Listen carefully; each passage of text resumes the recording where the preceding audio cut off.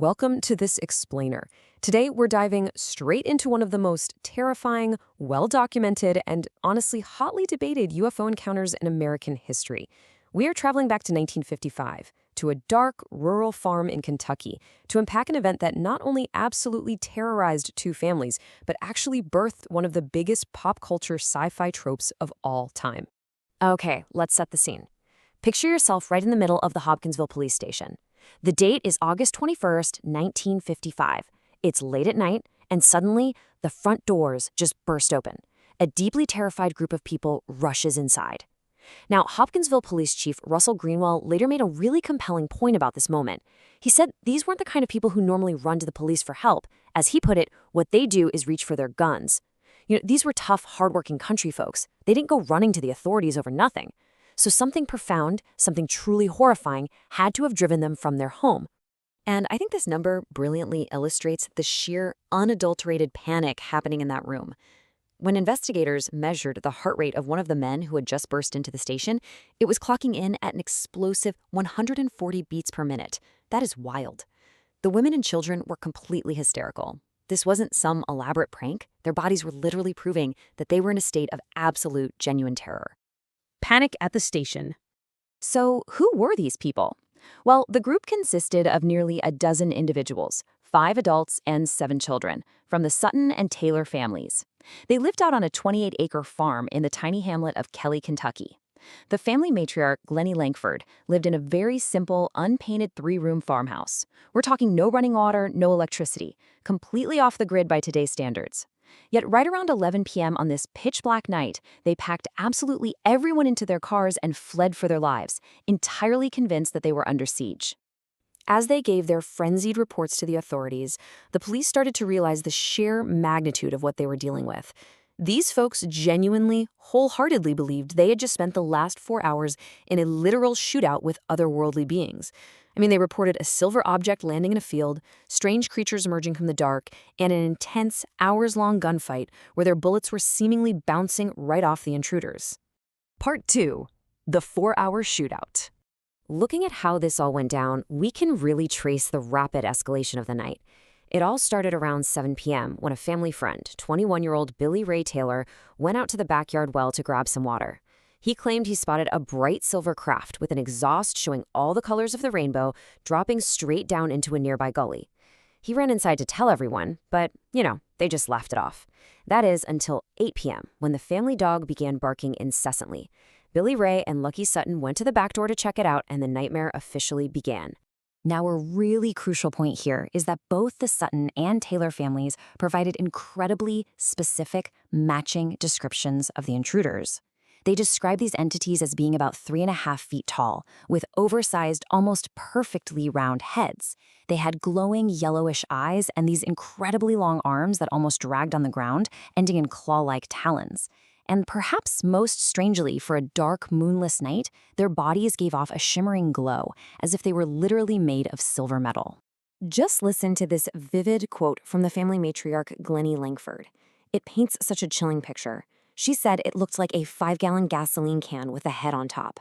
Just imagine peering through the darkness of a farmhouse with zero electricity and seeing something metallic, glowing like the bright metal of a refrigerator, just staring back at you.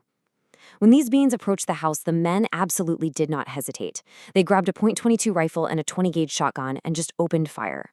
But this firefight was completely unlike anything they could have expected. Rather than dropping dead when hit by a 20-gauge shotgun blast at close range, the beings reacted in a bizarre, almost gravity-defying way. The witnesses reported hearing a distinct metallic sound when the bullet struck. The creature would then do a literal backflip, scramble upright, and either float or scurry away into the darkness, only to return to a completely different window moments later. At one point, Billy Ray stepped out under a small roof overhang, and the family screamed in pure terror as a clawed hand reached down from the roof to touch his hair. They literally had to yank him back inside. Part 3. Examining the evidence. When the police finally arrived at the farm, the scene was eerily quiet. Now, while they didn't find any extraterrestrial bodies or silver crafts laying around, they did confirm 2 absolutely vital pieces of information. First, the family was completely sober. In fact, Glennie Langford didn't even allow liquor on her property. Second, they had undeniably been firing their weapons frantically. The house was just riddled with bullet holes, windows were shot out, and there were strange scratch marks all over the screens and the roof. Adding some very serious weight to the family's terror is the testimony of a local 14-year-old named Bill Thomas, who lived about a mile and a half away. Earlier that evening, Bill saw a strange, purplish-blue object streak silently across the sky, leaving a smoke trail, and moving at what he later estimated to be over 700 miles per hour. Later on, just sitting on a porch, he literally heard the shootout taking place down the road. He could make out the different-sized guns and the distant yelling. Days later, he visited the farm himself and personally saw the bullet holes, mysterious burn marks in the field, and those peculiar scratches on the house. But here is what's truly baffling, and it leaves us asking a massive question. Let's talk about the timeline of the military response. Fort Campbell was about 30 minutes away from the police station, yet military police reportedly arrived at the farm almost simultaneously with the local cops. How on earth did they get there so fast? This oddity has sparked decades of theories suggesting that perhaps a military device crashed nearby, and the military was actually already deploying to the area before the Suttons even made it to the station. Part 4. Monsters or misidentifications. Now, what's really fascinating is how well the natural world can sometimes perfectly mimic the supernatural. Skeptical investigator Joe Nickel proposed an incredibly interesting theory. He suggested that the family already have glowing yellow eyes that reflect moonlight, they have sharp talons, and they glide silently, which could easily explain that weird floating movement. If an owl is standing on the ground, its long wings could definitely be mistaken for arms dragging in the dirt. And that metallic ping of the bullets, well, perhaps they were just hitting the tin roof or a metal bucket in the pitch black. However, serious UFO researchers pushed back hard on the owl theory. A thorough investigation by Isabel Davis and the J. Allen Hynek Center for UFO Studies concluded that these hardworking, no-nonsense people had absolutely zero motive to lie. They didn't want fame, they literally just wanted to be left alone. Furthermore, the U.S. government's Project Blue Book, which was tasked with investigating UFOs, barely pursued the case before writing it off entirely, leaving many researchers feeling like the official dismissal was way too hasty. Part 5. The lingering stigma. Following the incident, an absolute media circus descended on that tiny farm. Reporters were swarming the property, trespassing, and asking relentless questions. And here's where history gets twisted. In the rush to publish, the media misquoted the family. The Suttons had consistently reported seeing metallic little gray men, but the newspapers printed little green men. And just like that, an enduring pop culture UFO trope was born. But for the family, it wasn't some fun sci-fi concept. It was the beginning of a lifelong nightmare. This heartbreaking admission from Lucky Sutton to his friend Bill Thomas really captures the deep regret the family felt after speaking out. "I wished I'd never said nothing," he said. They were mocked in the streets, ridiculed in the press, and labeled as drunks and liars. The sheer trauma of the event, combined with that brutal public shaming, completely broke them. The aftermath was incredibly dark.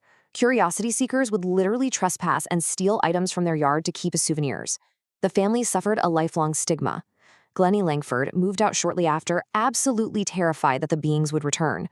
Lucky Sutton, who by all accounts was a responsible, sober man prior to the event, tragically spiraled into severe alcoholism, unable to cope with the trauma and the endless mockery. Yet, in a twist of truly tragic irony, the town of Kelly today gleefully celebrates the event.